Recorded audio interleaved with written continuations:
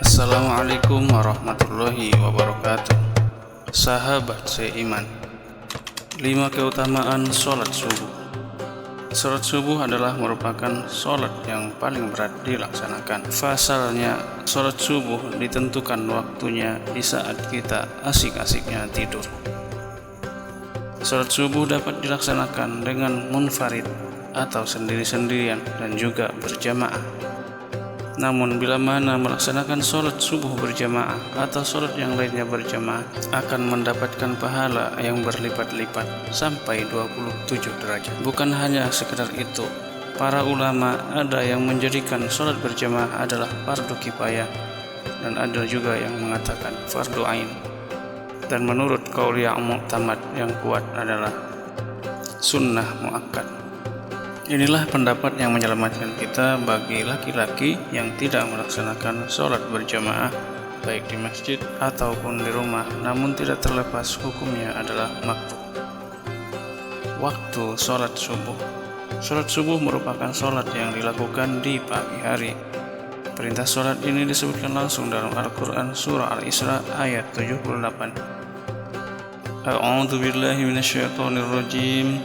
Wa aqimis salata lidulukis syamsi ila ghasaqil laili wa qur'anal fajri inna qur'anal fajri kana mashhuda.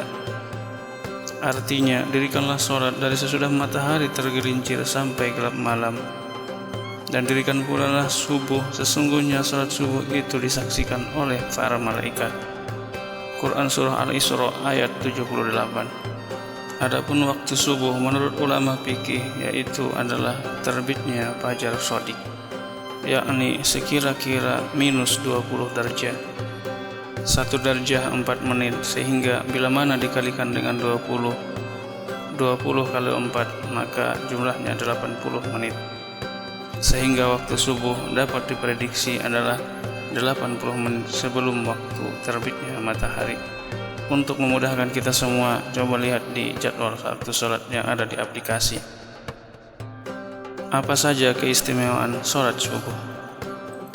Inilah fadilah dan keutamaan sholat subuh berjamaah di masjid ataupun sholat subuh munfaridah, sholat subuh sendiri.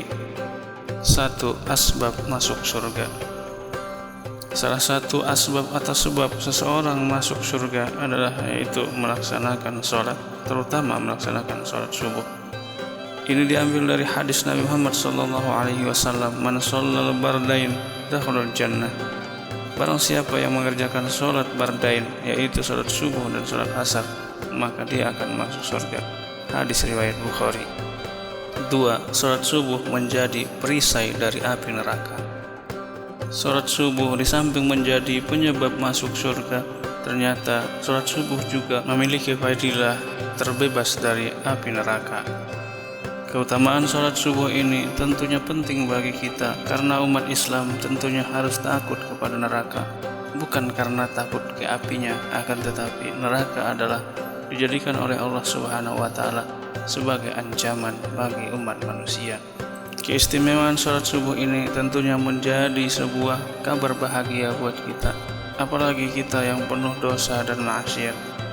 Ini berdasarkan hadis Nabi Muhammad SAW. La yajilan naro ahadun shalla qabla tulu'is syamsi wa qabla ghurubiha. Yang artinya, tidaklah akan masuk neraka orang yang melaksanakan sholat sebelum terbitnya matahari dan sholat sebelum tenggelamnya matahari, yaitu sholat asyar. Hadis riwayat Muslim. 3. Mendapat perlindungan dari Allah Subhanahu wa Ta'ala. Orang yang melaksanakan subuh maka dia mendapat perlindungan dari Allah Subhanahu wa Ta'ala. Ini berdasarkan penggalan hadis Rasulullah sallallahu alaihi wasallam, man shalla sholatas subhi fa huwa fi zimmatillah. Barang siapa yang sholat subuh maka ia berada dalam jaminan Allah, yakni perlindungan Allah Subhanahu wa Ta'ala. Hadis riwayat Muslim. 4. Mendapat pahala seperti melaksanakan sholat qiyamul lail sepanjang malam. Orang yang melaksanakan sholat subuh berjamaah maka ia akan mendapatkan pahala yang berlipat-lipat, seperti orang yang sholat sunnah terus menerus dari sholat isya sampai sholat subuh. sebagaimana dikatakan oleh Al-Imam Syafi'i, orang yang berjamaah sholat isya mendapat pahala setengah qiyamul lail. Orang yang melaksanakan berjamaah sholat subuh mendapat pahala qiyamul lail penuh. Ternyata ini berdasarkan hadis Rasulullah SAW yang diriwayatkan oleh Imam Muslim. Man shallal isya'a fi jama'atin faka'annama qama nisfal lail, wa man shallal subha fi jama'atin faka'annama shallal laila kullahu. Barang siapa yang sholat isya berjamaah, maka seolah-olah dia telah salat malam selama separuh malam. Dan barang siapa yang sholat subuh berjamaah, maka seolah-olah dia telah sholat seluruh malamnya. 5. Waktu fajar atau waktu sholat subuh adalah tempat berkumpulnya para malaikat. Orang-orang yang melaksanakan sholat subuh, maka besar kemungkinan disaksikan oleh para malaikat.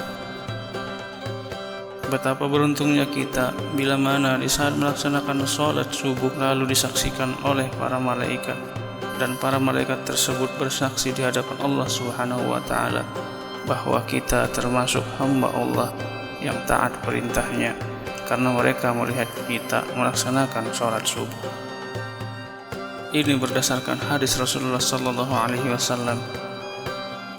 Wa tajtami'u malaikatul laili wa malaikatul nahari fi sholatil fajr. Dan para malaikat malam dan malaikat siang berkumpul pada sholat fajar, yakni sholat subuh. Hadis riwayat Bukhari dan Muslim. Itulah 7 manfaat dan keutamaan sholat subuh. Semoga saja kita selalu tetap istiqomah melaksanakan sholat subuh, terutama berjamaah, dan juga kita selalu dimudahkan oleh Allah Subhanahu wa Ta'ala untuk taat kepadanya. La haula wa la quwata illa billah. Keutamaan sholat subuh tidaklah terbatas pada yang 5 tadi disebutkan, akan tetapi masih banyak keistimewaan dan keutamaan sholat subuh. Namun yang 5 tadi saja pun sudah cukup untuk memotivasi kita semua. Apa ancaman bagi yang meninggalkan sholat subuh? Orang yang merasa berat melaksanakan sholat subuh atau merasa terpaksa karena malas atau karena tidur, ini adalah merupakan ciri munafik. Ini berdasarkan hadis Rasulullah sallallahu alaihi wasallam. Inna asqala salatin 'alal munafiqina salatul 'isya'i wa salatul fajri. Walau ya'lamuna ma fihima la atuhuma walau habawa.